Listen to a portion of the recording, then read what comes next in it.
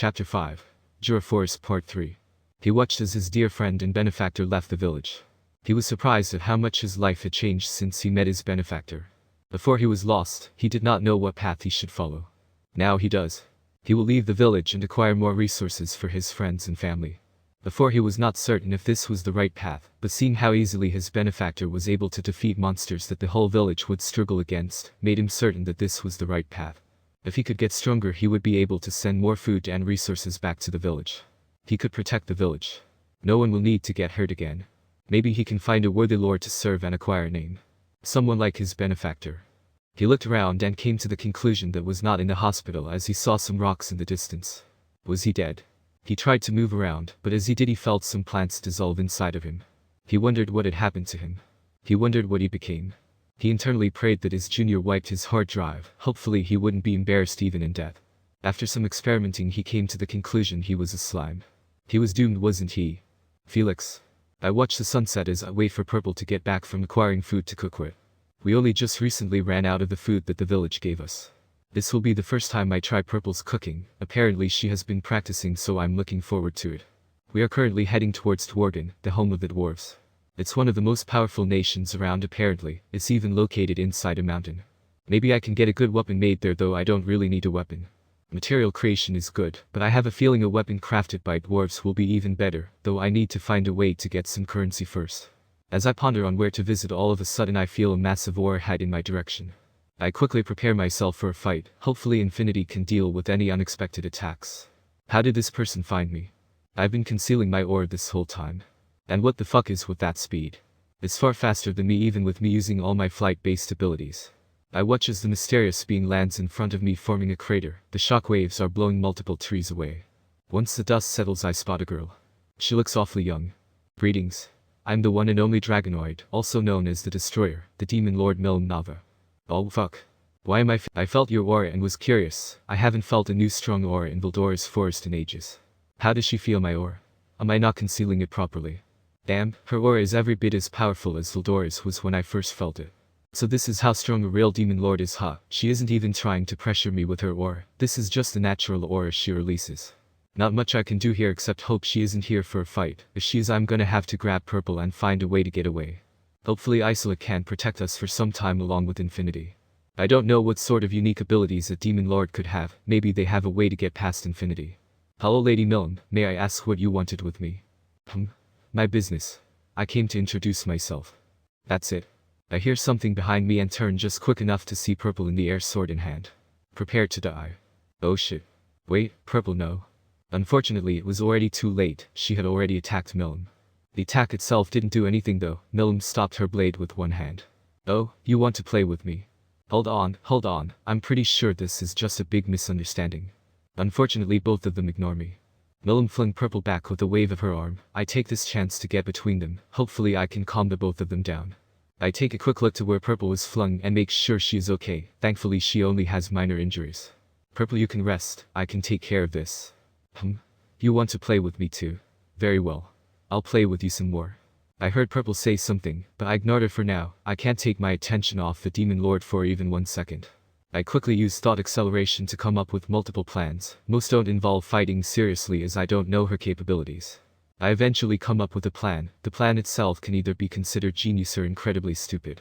She's a demon lord, she herself said she was here out of boredom, so I just need to find a way to keep her entertained. As I slowly walk towards her she says, oh, what's this skill? I can't hit you with any attacks.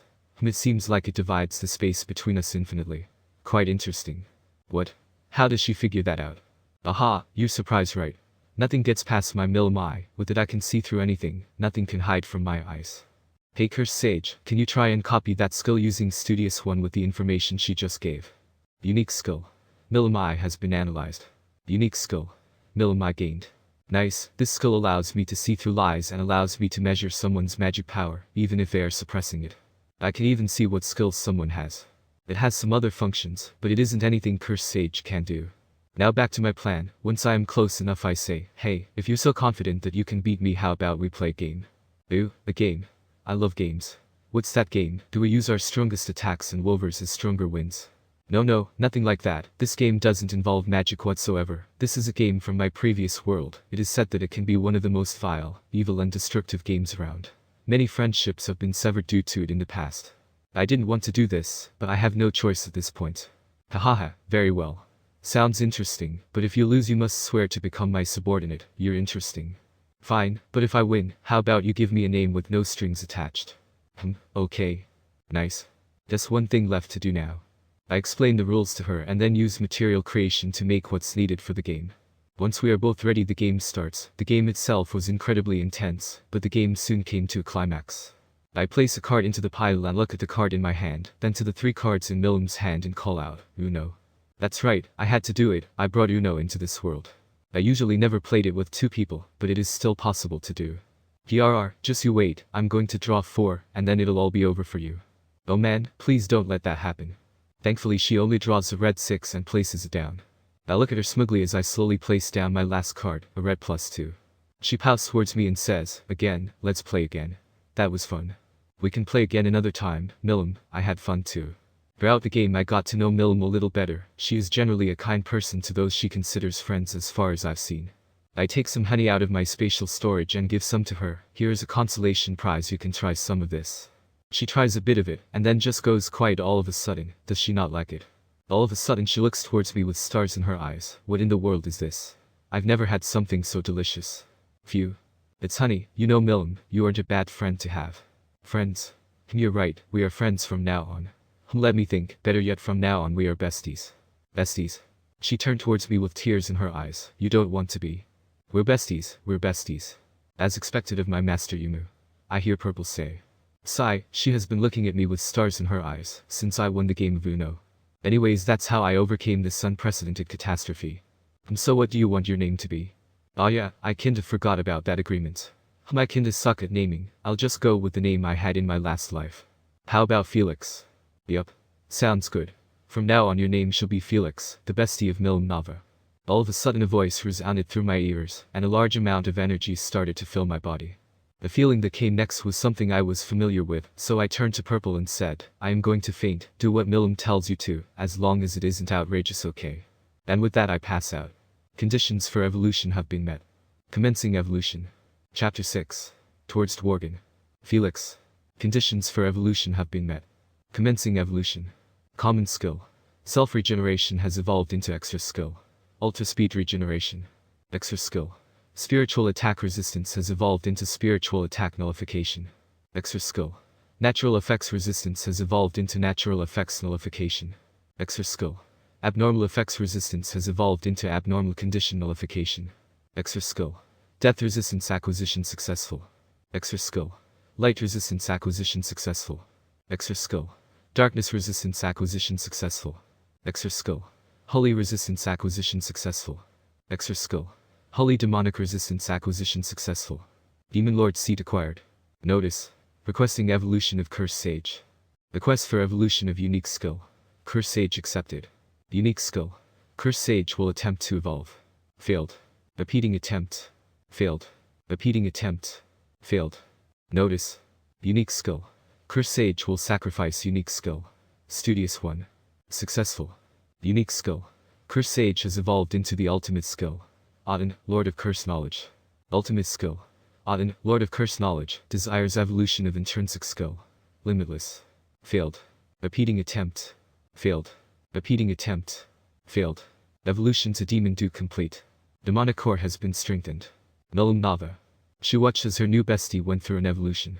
His strength had grown significantly throughout this evolution. According to her Milim, he was over 10 times stronger than he was previously. Now his aura is just a little bit weaker than Valentine. Why is she playing at being a maid again? Whatever, it isn't any of her business. Maybe she can get her new bestie to become a demon lord, then they can have more fun during a wall purchase. Maybe he can join in on some of her pranks. Yumu, she will make her bestie become a demon lord. That's for later though, for now he needs to rest. Maybe she should take him to her kingdom. He can fight some of the dragon faithful to get used to his strength there, and they can have a lot of fun.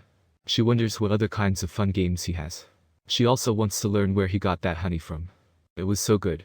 Maybe she can spar with him too, he wouldn't get hurt because of that annoying ability of his after all. She also needs to go tell Ramrus and Guy about her new bestie, they will be so jealous. Felix the first opened my eyes and saw Purple's face. Ha, am I laying on her lap? And did I evolve? Yes. Your evolution into a demon duke was completed successfully. I see, that's good. Felix-sama, you've awakened. Good morning, Felix-sama. Morning, Purple. Now that I've evolved, can I name Purple? Yes, you can name her without any drawbacks. Really? Also, aren't you speaking much more fluently? No? This is how I have always spoken. Really? Am I imagining things then? No, I don't think I am, you sound way more fluent. Notice. The truth is that your unique skill. Curse 1 has evolved into the ultimate skill. Odin, Lord of Curse Knowledge. Odin, you must be impressive if you have a God King's name. There's no question that I cannot answer, and no skill that I cannot copy.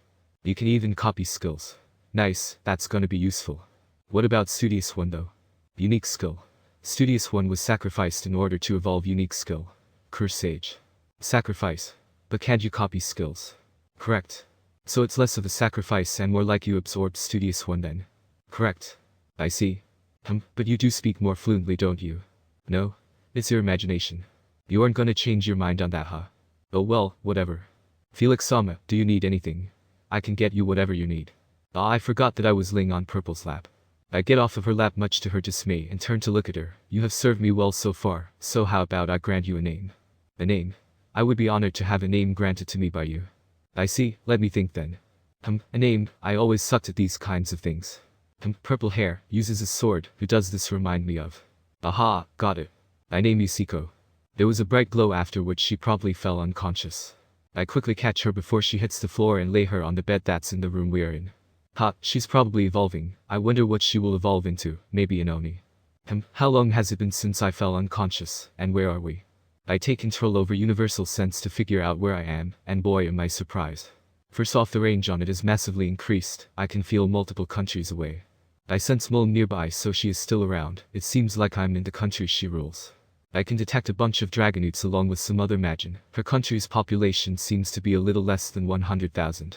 Since there isn't much else to do while I wait for Milim to get here, I decide to figure out what my new and upgraded skills do. Ultra Speed Regeneration is basically self-regeneration on steroids. Basically any injury that doesn't instantly kill me can be regenerated. After that I got quite a few new resistances, along with some of my old resistances evolving, so that's great. Being immune to a bunch of things will be incredibly useful. Hell, in some worlds even one of my nullifications would be considered a godlike ability, and I have multiple of them. Now to my newest and highest ranking skill, Odin. An ultimate skill. It's nice to know that there are skills beyond the unique level. Reminds me of Odin from Tyr. Now Odin can do quite a few things. It inherited the functions of Cursed Sage, but it improved those abilities multiple times over. For example, thought acceleration can accelerate my thoughts by 1,000,000 times, rather than just 1,000 times it was capable of as Cursed Sage. That makes it as if 1 second feels like 277 hours. That's 11.5 days where it would appear like time is frozen. More than enough time to process and think of plans in the midst of a fight. I was able to discover a few more nuanced uses of thought acceleration as well. I can use it to speed up cast times of magic. Say I was using one of the most complicated spells in existence, the normal 1-day cast time could be done in 1/10 of a second. Hell, I can even extend thought acceleration's effects onto someone else. Say if I was to continue to punch someone for a few seconds, they would feel over a month of constant excruciating pain from my punches. Pain is all they would know for that month. Thought acceleration can be absolutely absurd if used right. Along with upgrading my older skills, it also got some new skills, though rather than new skills, it's more like it inherited Studious 1's abilities, along with a few extra abilities. First off, it can merge and separate skills to create greater and lesser skills, but at a higher level than previously. I can use that to freely alter skills as well, quite an overpowered ability. The second ability is an ability I didn't have before, Future Attack Prediction. It has the ability to predict future attacks in the form of light trails that only I can see, but the most terrifying part isn't that aspect of the ability, but the fact that all predicted attacks are guaranteed to happen. That has to be some form of precognition or causality manipulation. The next ability it inherited from Studious 1 is its ability to copy skills, arts, and magics, except it can copy skills at the ultimate skill level.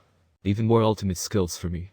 It doesn't even need a lot of effort, it just needs to see the ultimate skill in use, then it can analyze it and copy it. Even if it doesn't get the entire picture, it will copy the full skill with all its abilities included.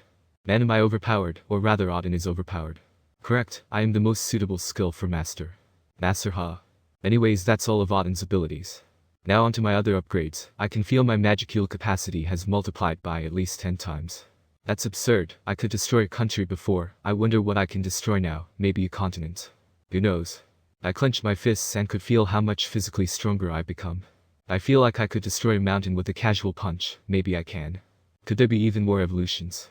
After all, it wasn't known that there was an evolution after Archdemon, but look how that turned out. Well, that's a future goal to shoot for. As I was pondering about that, I felt Milim start to head over to my location. She must have felt that I woke up. It wouldn't surprise me if she had something like universal sense. Soon enough, Milim burst through the door. Aha, you woke up, bestie. You've gotten a lot stronger too.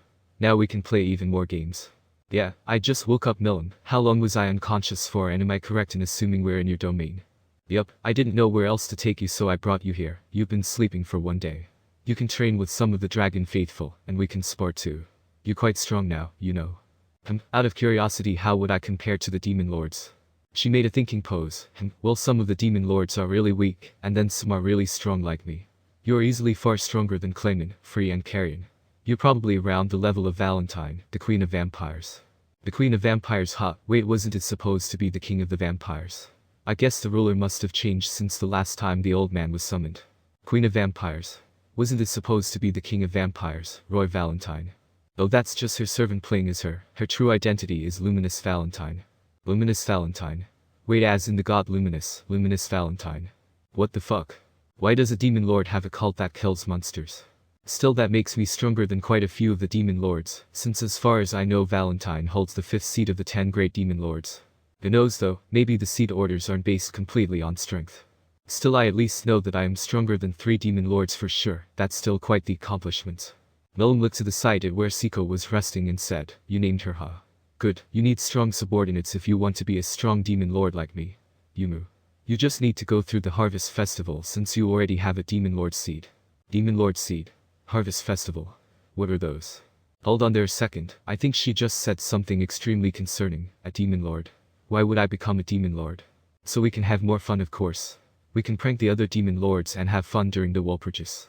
How would I even become a Demon Lord and go through this Harvest Festival, whatever that is? Also, what's a Demon Lord seed and how do I have it? And wall purchase. What's that? I can help you join the Demon Lord Council easily. I am the great Milim Nava after all. You just need to get one other Demon Lord to endorse you or just kill another Demon Lord and take their seat. You can easily kill Clayman, he has been acting sketchy lately, and a wall purchase is just a tea party for the Demon Lords to meet and have fun. As for a Demon Lord seat, you can get that whenever you gain the qualifications of going through the Harvest Festival. The Harvest Festival is the process of ascending into a true Demon Lord by sacrificing 10,000 human souls, but you can do it with 30,000 or so Majin souls as well. Human souls are just stronger, so you need less. 10,000 souls. That would require me to kill an army or something, not something I'm keen on doing just for more power. It's just not me. A tea party. Demon Lords have tea parties. I think I'll hold off on the Harvest Festival then. Also, true Demon Lord. Aren't all the Demon Lords on the council true Demon Lords? Nope. Clayman, Free and Carrion aren't true Demon Lords along with Daggerel, but Daggerel is special. I see, so you don't need to be a true Demon Lord to be on the council, huh? Alright Milim, let's leave that talk for another time. Okay, follow me, I'll show you around and introduce you to the Dragon Faithful. I nod as I look towards the still resting Siko, and decide to use Isolate just in case as I follow Milim out of the room. Chapter 7. Felix. It's been 3 months since I arrived at Milim's domain. I've had a good time here so far except for a few things. My visit could be considered almost perfect. The Dragon Faithful are fun sparring partners, and Milim herself is a beast when it comes to combat. I shiver as I imagine how much harder it would be to fight her without Infinity.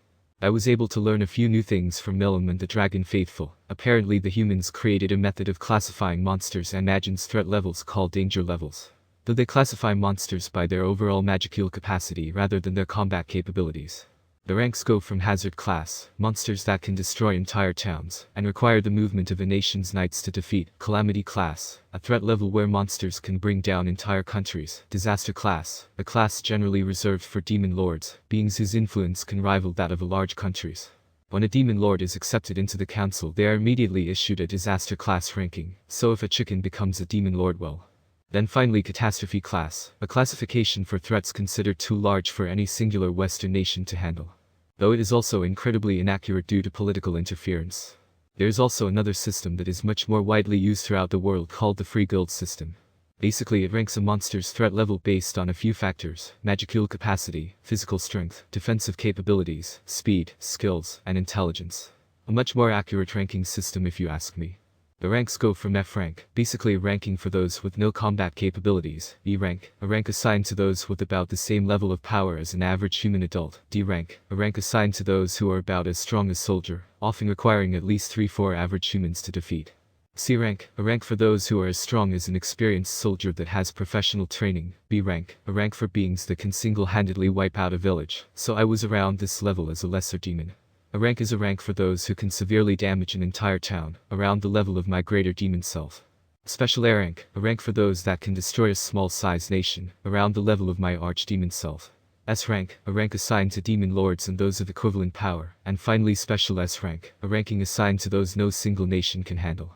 I would probably just barely fit into this category along with the other true demon lords. True dragons would also fit in this rank, so you can tell that there are a variety of strength levels in this rank. However, even with this system, a lot of beings aren't accurately ranked. After all, even Milim is ranked as an S rank, rather than a special S rank. Most of the dragon faithful are probably around C rank, with some being at B rank, and even fewer at A rank. I've mostly been sparring with Midray and Hermes, both dragonutes and the head priest of the dragon faithful, and his assistant respectively. They both worship Milim as their god. I was also able to improve my martial arts using Limitless. When I attack someone with martial arts, I would use blue at the midpoint of my target and my fist, which would draw my fist and the target together much quicker, and then the moment I hit them, I use red to enhance the force I launch them with. I've learned that Limitless is extremely well suited for hand-to-hand combat. I do enjoy swordsmanship, but I've decided to focus on hand-to-hand for now. Maybe when I'm just trying to have a fun battle I can rely on my swordsmanship, that or when I don't need to take a fight seriously. Milim's domain itself is centered around the central temple, where all crops and goods are collected and evenly distributed among everyone by Midray. Using this system they make sure everyone, even non-workers, have enough to get by. Though those who work hard and are given extra. Apparently Midray has quite a bit of power, though he is kept in check by the other priests, who have the authority to dismiss him from his position. There was one significant issue though. The dragon faithful don't eat their meals cooked. They eat raw meat and seem to be perfectly content with that. Man, no wonder Milim said she never shows up for mealtime. I myself haven't shown up for it either once I discovered that. Thankfully I don't need to eat as a spiritual being, but Siko does, so I accompany her. We usually end up just hunting some beasts and cook it up with a bit of spices Hermes was able to acquire when he visited the human countries. One thing I learned was that Siko's cooking is horrendous. If I didn't already have abnormal condition nullification, I likely would have acquired poison resistance. I don't think I have ever seen or tasted something as bad as the poison she makes. I had to sit her down and tell her to her face that she should never be in a kitchen again. Fortunately or maybe unfortunately she decided that she would improve and impress me with her cooking. She even said she didn't want my help, so she has been practicing on her own, though from what I've seen she hasn't improved at all. Speaking of Siko, after her evolution she became much stronger than she was before. She also got much more attractive with a less monstrous appearance. If I had to say, she could destroy a small country on her own, special A class. A race changed from an ogre into a Kijin, a race that is closer to their roots as a race descended from fire elementals. Siko said she wanted to become my assistant, basically she wanted to become my secretary. I told her that wasn't something I needed, but she was committed. Oh well, not like anything bad can't come of it. I was able to boost her strength a bit by giving her a better Udachi. Now that I'm a demon duke, I was able to create much stronger weapons, though nothing compared to Milim's own weapon. There are a few ranks when it comes to equipment. Normal grade, which is the standard equipment, nothing special about them. Special grade weapons are usually enchanted with some type of magic. Rare grade, weapons that have stronger enchantments and can generally boost weaker beings' strength considerably. Unique grade, the best equipment on the market. After that is legend grade. These weapons are generally unique grade weapons with magisteel in them that have been exposed to highly concentrated magic heals, and according to Milim the rank above that is god grade, which is incredibly rare. She only knew of a handful of people who had a god grade weapon. Milim's own weapon is a god grade weapon called a Sur. A few other things happened, like Valdor's aura disappearing all of a sudden about 2 months ago. I asked Milim about it, and she just said it's fine, he'll turn up eventually. I was surprised she didn't care, as apparently Valdor is her uncle, though I guess I shouldn't compare a bunch of immortal beings' relationships to human ones. I've been keeping my aura mostly contained ever since I evolved into a demon duke, but it's beginning to be a haste. Daemons in general have perfect control over their own magic heals, so containing my aura itself wasn't an issue. The issue was that it feels really constricting, as if I'm holding something back, which at first isn't an issue, but over time it becomes annoying. Eventually it'll become annoying enough for me to release all of my aura, completely unrestrained, which would easily level an entire country. To prevent this, I've been leaking a little bit of my aura at all times, rather than keeping it all sealed away. Doing that has been a big help. Other than that, not much has happened, though I did spar with Milim a little while ago, and man was that intense. Flashback. I look straight ahead as I carefully watch Milim to see what she'll do. Once she challenged me to a spar and I agreed. We went to the middle of nowhere so we don't accidentally damage anything. She knows she can't get past infinity as she doesn't have any counters to it that she is willing to use. I'm not sure why she wanted to spar knowing that, probably just to kill time. Thankfully Milim isn't the type to use an anti-magic area, so I don't need to worry about that hindering infinity. I'm not complaining, maybe I can see what Milim is truly capable of. We've been fighting for an hour now, it's mostly just been Milim trying out new ways to get past infinity and me attacking her when she's doing so. We destroyed the majority of the surrounding landscape. A single hollow purple made a city-sized hole in the ground, and it felt like I barely put any magic heals into it. Currently she is trying to punch me. All of a sudden she vanishes and appears right behind me. Milim punch. Seriously, that's what you call it? Well, it fits Milim. I don't bother dodging as infinity stops her blow from hitting me. Gah. That ability of yours is annoying, you know. I guess I'll start being a little serious now. As she said that, I notice a red aura starting to appear around her. Her strength shot up by multiple magnitudes. What the fuck kind of skill is that? Can you copy that, Auden? It is already being analyzed. I see, I guess it makes sense that it would take a little longer to copy an ultimate skill. I watch as Milim takes her so-called battle mode and flies higher into the air. I could feel her gathering an absurd amount of energy in the form of a sphere. What the fuck is that? What kind of magic is that? Answer. It has been detected that Milim is using true dragon magic, a type of magic intrinsic to true dragons. True dragon magic. That has to be strong. I watch as she aims her attack and shouts, Drago Nova.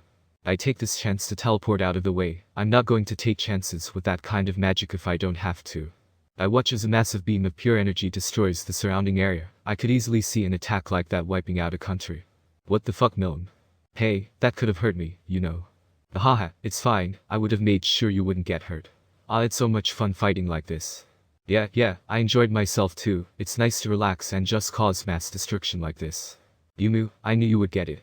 You're my bestie after all. Ultimate skill. Cardinal, Lord of Wrath has been analyzed. Ultimate skill. Cardinal, Lord of Wrath has been gained. All of a sudden I feel a deep pain inside of me. I don't know where, but I can feel something is wrong. I could hear a voice as my consciousness was slipping away. The ultimate skill. Auden, Lord of Cursed Knowledge, has detected that the soul has begun deteriorating due to strain. Auden has sealed the ultimate skill. Cardinal, Lord of Wrath as a result. Completing process. Present. A little bit after that I woke up in my bed. Man, was I surprised at what happened. I didn't know that there was a limit to how many ultimate skills you could have. Who knows what would have happened if it wasn't for Auden. Seriously, thanks Auden, you're a lifesaver. Auden was simply doing its duty. I was able to learn more about ultimate skills themselves throughout that fight though. Ultimate skills, from what I have learned, are basically unique skills taken beyond the limit. Just wielding an ultimate skill gives the user an inherent status. Having one grants the user the ability to control the very laws of nature if they will it, though that varies from skill to skill. As it says in the name, ultimate skills are the ultimate power. As I have learned, the only way to challenge an ultimate skill wielder is with an ultimate skill of your own or something equivalent to it. Unfortunately, it seems that I'm going to have to wait until I further evolve to acquire more ultimate skills to study. At least I still have other things to learn, like nuclear magic. I was able to learn some new applications of nuclear magic thanks to Auden and Milim. Auden really makes learning anything super easy. I'm getting spoiled by it. Anyways, Milim mentioned a spell that Guy Crimson has used in the past, and using her description of the attack, Auden was able to recreate it. Thanks to Auden, I was able to learn the spell that it called Death Streak. Quite the menacing name if you ask me. Basically, to use it, you crush the abyss cores that you use when using nuclear magic. The waves it releases agitate spiritrons, causing them to release radiation in the form of dark light. The dark light bypasses all physical and magical obstacles, rewriting the genes of living beings and causing their death. It even destroys the souls of all the living beings in its radius. Even the user of the spell can take damage, as the dark light does not discriminate between friend and foe. So I can't use it when I have allies around. According to Auden, the only way to counteract the dark light is with another equal dark light. The only beings with potential of surviving it are spiritual life forms or those that can store their memories within their souls and regenerate their bodies. Though apparently there is a 1 in a million chance of someone surviving it due to their soul adapting to the dark light, something that will turn the individual into a monster. Thankfully, the dark light can be toned down to only target genes and not souls. Man, nuclear magic can be scary when it is explored properly.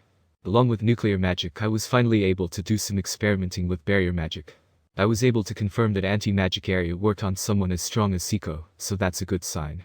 I wonder what other sort of applications of it Auden and I can come up with. Chapter 8. It's been 3.5 months and I'm finally leaving Milim's domain. I've acquired quite a few useful skills alongside learned a lot more about the world. Milim might not look it, but she's old, she knows a lot. I was able to acquire 2 extra skills. Wind manipulation was quite easy to grasp, after I put some time into it as it relates to lightning manipulation. Once I got that I was able to learn how to freely manipulate the weather, granting me weather manipulation. Still, now that I'm leaving I'm feeling nostalgic. I look towards a pouting Milim and say, don't worry, I'll visit a bunch, I just wanna see the world a bit. HMMF, you promise? Yes, I promise. And with that Siko and I head towards Dwargon. Thankfully I'm not broke anymore. Milim gave me some money, though I'm not sure how much it's worth, she didn't know either. She might not look like it, but she's been around for thousands of years, she's collected a bunch of stuff over that time, including money. She gave me a bag full of gold coins, probably around 100 or so, and then she handed me 5 stellar gold coins, some super special gold coins apparently. The currency goes from bronze coins, silver coins, gold coins and then stellar gold coins. It sure is nice having a rich bestie. Thinking about it, the Canid Mountains are incredibly close to Dwargon. Maybe I should pay it a visit, it's presumably the home of the dragons, though not to be mistaken with the true dragons. The dragons that roam the world are all descended from the Chaos Dragon, Milim's best friend. Boy was it a sad story, made me angry just hearing it. Milim Nava. She watched as her bestie flew away and found herself feeling sad. She hadn't had so much fun in a long time. The fights with him were fun, though that skull of his was as annoying as always. She might not be able to reach him through it, but she made sure to warn him that there were others out there who could. She didn't want him to get hurt due to getting too cocky after all. He was strong though, so she doubted he would get in trouble. Once he goes through his harvest festival he might even be a match for her. She knows he doesn't want to kill 10,000 people and use their souls, but a lesson she learned a long time ago is that sometimes a choice is made for you. What should she do now that her bestie is gone? She wouldn't be able to eat good food anymore now that her bestie is gone too. At least he gave her a bunch of honey and some other foods to eat while he was away. She wouldn't ever willingly eat with the other dragon faithful after all. Aha, she should go meet Ramrus and brag about her new bestie. She will show off the honey she got from her bestie too. Yumu, Ramrus will be so jealous, now she is the only one without friends. She blasted through the labyrinth, she flew directly to the resting place of Ramrus and her spears. Ramrus, come out, I want to show you some stuff. All the spears scrambled away in fear, getting a small laugh from her. Milim, what are you doing here? I wanted to talk to you about my new bestie and show you some stuff. Sigh, that's it. I thought there was an emergency. She started to tell her about her new bestie, from their meeting, to the food and his strength. A skill that you can't get through. That's interesting in a Demon Lord seed, huh? And you said he was around Luminous's level. That is quite impressive, when he awakens he would be around your level then. Yup, isn't my bestie the best? Now you are the only loner among the Demon Lords. And where did he get this honey from? It's so good. They chatted the day away before she finally left, maybe she should go bug free.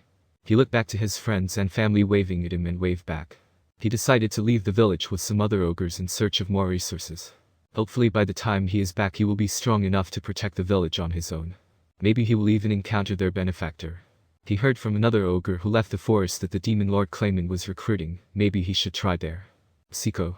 She couldn't have imagined how much her life would change just from a single chance encounter. Now she has a master she is devoted to, she even got a name. Felix Sama said she was really strong now too, she's glad she hasn't disappointed him. Though he said that she has to work on her cooking. She doesn't see what's wrong with it, but she listened to her master anyways. She will give him the tastiest dish she will ever have. Felix. It's been a few days since I left Milim's domain, currently Siko, and I are running through the forest along the Immeld River. I could just fly us to Dwargon fairly quickly, but I want to see the forest a bit more. What's that? Some goblins riding on deerwolves, and a slime. That's odd. All of a sudden they slowed down and stopped. They probably felt Siko's aura. I've had her releasing a little bit of aura to keep the annoying monsters away. I tell Siko to stay back for now as I take this opportunity to go ahead and meet them. The goblins and deerwolves seem to have names, if what my Milim eye is telling me is correct. Oh? That slime has a name and has 2 unique skills. How odd. According to Milim, it is incredibly difficult for anyone to get unique skills. Only otherworlders can easily get unique skills, as they often gain one when they are summoned, and even then they sometimes don't get one. Could the slime be a reincarnated person? Milim had said that reincarnation isn't something that is heard of, so it's definitely possible. I mean, look at me, I reincarnated as a demon. Still, to reincarnate as a slime. The slime is quite strong too, around air rank if I had to put it somewhere. As I approach I hear the slime say, "Hey, I'm Remure the slime. I'm not a bad slime." Hahaha, making references from Dragon Quest. I see, I'm Felix, nice to meet you. Wait, you understood that? Are you from another world too? Yeah, I was reincarnated here. Is it the same with you? No reason to hide my reincarnator status. After all, in this world summonings aren't that uncommon, so it's believable that people can be reincarnated as well. This just got a whole lot more interesting. It's been a few days since I met the slime, Remure. Since we're both headed towards Dwargon, I decided to stick with him. He's quite interesting, 2 unique skills, a sealed true dragon inside of him. He has quite a lot of extra and common skills as well. Could he have some sort of ability that allows him to quickly gain skills like Studious One? Definitely something I should watch out for and copy if I can. Currently it's night and the goblins need rest, so we have set up camp for the night. The goblins can cook some damn good meat. Hopefully Siko takes some notes. As we're eating, I hear Remure say, "Gopta." Yes sir. Oh yes, apparently Remure has named an entire goblin village that he is using as his home base. According to Auden, he should not normally be able to do that. Makes me wonder how exactly he managed to name so many people, seemingly without any side effects. What is the town we are heading for like? Oh yes, he doesn't know all that much about the world. Apparently he is going to Dwargon for some craftsmen. Well, it's officially called the Armed Nation of Dwargon. It's a beautiful city constructed from a modified natural cave system, and it's home not only to dwarves but elves, humans and lots more. I continue to listen as Remure starts daydreaming. The Dwarf King, Gazil Dwargo, is known as the Hero King. Oh yes, their king is quite impressive. He's a saint, a being who has the potential to rival some of the demon lords. The humans have quite a bit more trouble growing in strength compared to monsters in Magin. Humans are born extraordinarily weak, their innate power is small, and their intolerance towards magicules makes it so that with the exception of summoned otherworlders, they cannot store any internally, requiring them to use external magicules for all magic, making it difficult for them to become mages. Due to this, most don't try to become mages and rather focus on training their bodies, and learn to use their aura to use arts. They also have extremely short lifespans compared to the other races around. I myself am practically immortal, as long as I am not killed by something, soul and all. Though humans do have hope for further evolution, they can become enlightened. When one becomes an enlightened, they become a demi-spiritual life form. As an enlightened, humans have a much higher tolerance for magicules. They even have their own magicule capacity and an extended lifespan. According to Milim, she has run across some enlightened at the level of a demon lord seed, which is quite impressive. It isn't even the highest evolution on their evolutionary path, and they can already rival some demon lords. After enlightened comes saint. Saints are those who have evolved past enlightened to become a fully spiritual life form. They have the potential to match a true demon lord or true hero. Milim even offhandedly mentioned that there was a further evolution. When a human acquires divinity, they ascend even further into, as I call it, a divine human of sorts. She said that guy's rival Rudra, the first true hero, reached that stage. She said that all races have the potential to acquire divinity, even demons like me. It must be quite the evolution if it allows someone to rival one of the strongest beings around. At least it confirmed one thing to me: there's at least one further evolution, as I am confident I don't have any divinity of any sort. True heroes were something interesting to learn about, rather than just someone who is called a hero by the masses. True heroes are a sort of ascended being similar to true demon lords. Milim said that to become a true hero, you need to get a blessing from an elemental lord of darkness or light, and then be blessed by Ramrus, the elemental queen. Even then you will only get a hero's egg, similar to the demon lord sea. It has specific conditions needed to hatch and awaken a hero. As I was pondering on heroes, my train of thought was interrupted by Remure. Is it okay for monsters like me to enter Dwargon? This time it was the other goblin that said, no need to worry. Dwargon is a neutral free trade territory. All fighting is prohibited in the city by the king. Hopefully they keep that energy if it ever comes out that I'm a demon. I see. Indeed, when a saint tells you to do something, generally people should listen. A saint? What's that? Asked Remure. Oh, it is a higher evolution that humans and demihumans can reach. They are capable of rivaling demon lords. Demon lords? I see. Just 3 days later we finally arrived at Dwargon. Are you sure you want to go in with just Gata, Remure-sama? Yeah. We don't want to draw too much attention with a big group. Don't worry, I've got Felix here just in case. You've seen how strong he is. Yeah, a day ago we were attacked by a monster. It was decently strong too. I was able to take that opportunity to copy Remure's unique skill. Predator. It has a few sub-skills, but it basically allows me to absorb anything into a sub-skill's stomach. It can even absorb magic or skills. The next ability is Analysis. It's used to study and analyze the absorbed target. Using this I can analyze any sort of item or weapon, and then recreate it, as long as I have the materials on hand. It can even analyze skills or magic, allowing me to instantly learn those skills or magics. Stomach is one of the most useful abilities that this skill gave me. It is basically a sub-dimension inside of me where I can store anything, even living beings, and on top of that anything in my stomach isn't affected by time. The next sub-skill, Mimicry, basically allows me to mimic the form of anything I have analyzed. I can even gain specific racial characteristics with this ability. The last ability is isolation, completely different from my unique skill of a similar name. It allows me to store harmful or unnecessary materials for analysis. Using these materials I can replace my magicules, in case I am ever running low and in a pinch. Along with it I was able to learn a few things about Rimuru. He said he was from Japan. Apparently he is also a former office worker. He said he was stabbed when saving his friend's life, and was reincarnated as a slime in Valdor's cave. He met and became friends with Valdor there. He even got named by him. Apparently he is responsible for Valdor's disappearance. I'm guessing that Rimuru absorbed Valdor into his stomach. He used Predator to swallow the seal with Valdor inside, so that he could release Valdor later on. My Milim didn't detect any lies, so I left it at that. I shared my story with him as well, though I left out the part where I was reborn in Jujutsu Kaisen. I just said I was reincarnated into my last life, then died again and got reincarnated again as a demon. The only thing he had to say about that was that I'm an isekai protagonist 2 times over. Felix-sama, are you sure you don't want me to come with you? Yes, I'm sure I'll be fine without you for a little bit, Siko. Sigh, that one is a really worrywart. Don't worry. I hear Rimuru say, we'll be back soon, so wait for us here. Sigh, the line is quite long. I always hated waiting in long lines. Can I just use some gold to skip ahead? I let Rimuru know that I'm going to go ahead to ask something real quick. Once I get to the front of the line I ask the guard in charge if I can pay to get in sooner. He looks tempted but in the end refuses, saying that you have to wait your turn. I can respect that he wants to keep things fair. As I head back I watch as something absurd happens. What the fuck, Rimuru? It hasn't even been 5 minutes, why are you in the form of a direwolf? I watch as Rimuru uses a skill to scare everyone off. I'm pretty sure he was just targeting those guys who were attacking him, but he managed to affect the entire line. Well, that's one way to get rid of the line. Hey, you there. I hear the guard from earlier yell while running at Rimuru. Rimuru quickly turns back into his slime form, surprising the guard. Eh? The slime? Teehee. Rimuru was quickly escorted to the prison. I tried to talk the guards out of it, but it unfortunately didn't work as I didn't particularly want to threaten them as they were just doing their jobs. Rimuru was in the wrong here after all. At least we got into Dwargon.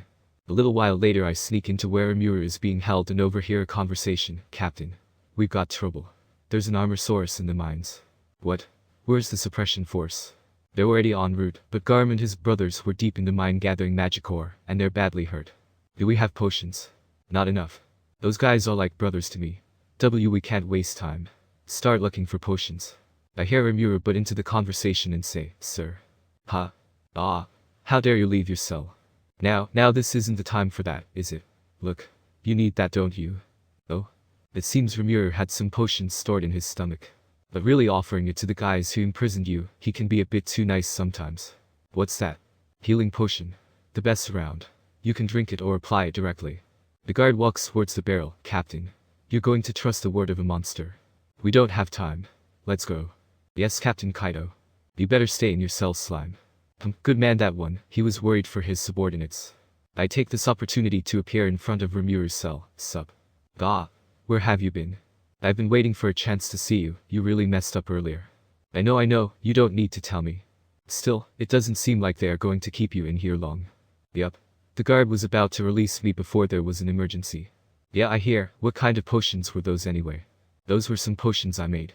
Oh? You made them, that's impressive.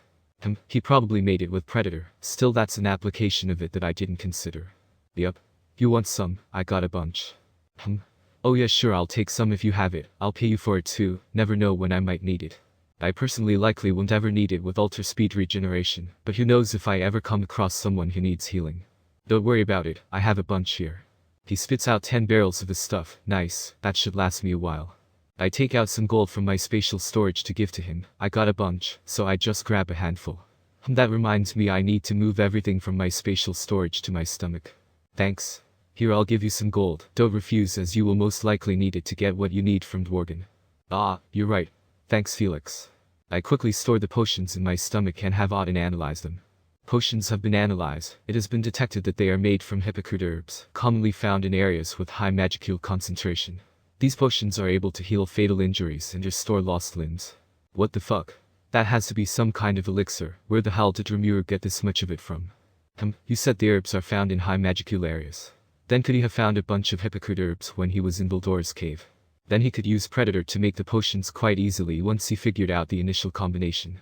I decided to stay with Rimuru until he was let out. A couple hours later I detect a few dwarves approaching. The guard from earlier approaches and says, You saved them. I thank you. The others start to chime in with their thanks as well. The guard finally lets Rimuru out. Finally we can actually start our exploration of this country. I wonder what sorts of things I'll find in this country.